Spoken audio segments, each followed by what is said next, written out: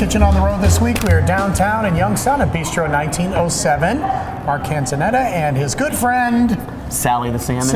Sally the Salmon, who I feel a little bit bad about today, but we're doing some culinary tips today. I think it is a great time to start introducing some culinary tips. You know, share some of the knowledge I have in my head and pass it on to those amateur cooks at home, some professional cooks at home. I'll be honest, enthusiasts. I know nothing about this other than there's a giant. I don't even know what kind of fish this is. Well, this is a salmon that comes off the northernmost tip of Scotland, Faroe Island. So this is a wild-caught salmon. Which means? That means it was actually caught in the wild. This was caught, this was caught in nets. Some are hook caught, some are farmed raised. And with fish, I like to go with either line caught or wild caught because the flavor's better. The fish is in its natural environment, swimming, going through the areas that it goes through, eating the fish and other things that are in that area of the country or world that it's in. So it has the minerality of the area, it has the flavor of that area. Whereas, when you have farm raised, they're grown in ponds or they're grown in areas in the ocean where they sprinkle food over them, and sometimes the food is color, which gives the fish the color. And plus they're grown it exponentially, and we don't want that. We want them to be natural. How does it get from the northern tip of Scotland to downtown Youngstown? Well, it's a very quick practice. It's a very, complicated practice. You have to catch the fish, you have to bring it onto the boat, ice it very well. You have to ice down that fish. You want to make sure it doesn't start to decay whatsoever. So a lot of steps are needed to maintain that freshness and the quality of the fish. It's then brought to the docks, packed in containers, and then air shipped across the ocean to the United States or wherever it's going very, very quickly. Are you happy with this one? How big is this fish? This is about an 8.5 to 10 pound salmon from Faroe Island, and I'm very, very happy with it. It came in from one of our vendors just yesterday morning, so they probably received it Sunday, which is fantastic turnaround time, But there's some things we need to check when we're going to pick out fresh fish. This is what you would do, and if I went to the store to get a fresh fish, these are things I should look for. Exactly, especially if you're buying a whole fish for a celebration or a party. Typically when you go to your local grocer, you don't see whole fish of this size. You just usually see a fillet or a steak.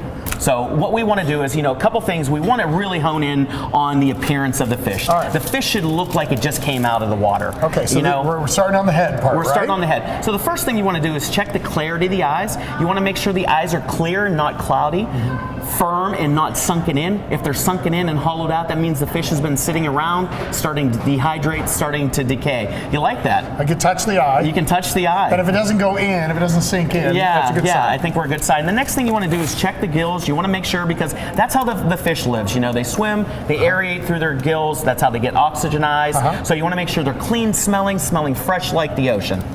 Are we in good shape? Clean smell. I don't smell the fish. And you shouldn't, You really shouldn't smell fish. You should smell the ocean when you're picking out fish, or the lake that it came from. Very clean, very pleasant aroma, okay? Is this how they come super smooth like this? Well, this one was scaled for us. So they take the scales off. Which I'm very happy for, because fish scales go all over your kitchen. It's kind of like when you refinish your hardwood floors, that dust never goes away.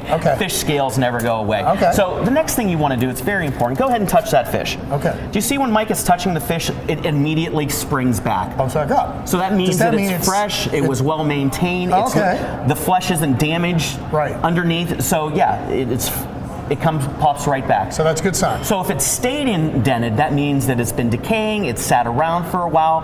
You're also going to notice the smell right away if it does that. So you want to kind of stay away from those fish. How long from when I bring this home from the store to when I got to cook it and when I got to eat it, or is there a process where I can keep it? Well, first off, you want to make sure it's gutted. Just like if you're hunting and you're in the nature and you're a sportsman and you happen to take down a deer, you want to gut it immediately. Because that starts the decay process quickly. So you want to make sure it's gutted. Sometimes you want to pack that body cavity with ice. You want to store it in ice on a drain pan so it drips down through, so it's not sitting in water that can get murky. So from that time, then you cut the fillets off.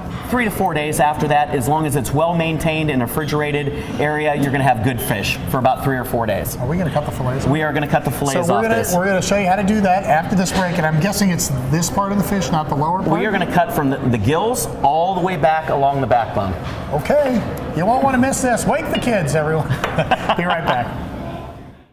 All right, we are back, and now Sally the salmon is going to get the business end of this knife. Yes, yes. So show me what to do. And, having a great knife is one of the most important things about doing anything in the kitchen, because even if you would happen to get cut, you're getting cut with a nice clean edge versus a jagged edge from a dull knife. Heals quicker, the doctor can take care of it quicker, or you can use what I do. I'm a super glue guy. I just super glue up the cut and go back to work. Okay, so we're going to have a great sharp knife. We're going to pull back that. We're going to come in right behind that. We're going to go right behind the head on the gills, and then we're going to turn the knife about 90 degrees. And we're going to follow the natural course of the backbone all the way down the fillet. Are there bones in there? Oh, you're hearing me cut through them. Yes, I am, actually. Let me get close. Okay, and we're going to go right down through until it's done. And then, Mike, we're going to pull this off, and we have that wonderfully filleted fish right here. And that's the one side of the fillet. We're going to clean that up a little bit, take care of some of those bones. But as you can see, we didn't leave much here. Now, if you wanted to totally utilize this, you can scrape away some of this flesh, and you could use that as a salmon taco, salmon sashimi, or anything you wanted to do with that, because that's all great usable flesh, and it's delicious. It's fresh, it's clean, it's beautiful. As you can see, this is a really great healthy fish, and I can't wait to serve it to our guests. How about that? So salmon, always on the menu here. Always on the menu. And it's especially a Lenten thing. A lot of people especially go for during that. Lent. Yeah, we have a lot of fish during Lent. We offer a lot of fish to begin with. We love fish down here at Bistro 1907, and this is the fish we serve every day. Faroe Island salmon from Scotland. Thanks for the culinary tip. Don't be afraid. Don't be intimidated by a fresh fish. You can do it, right, Mark? Absolutely, you can do it. Check them out, Bistro 1907 right here in downtown Youngstown.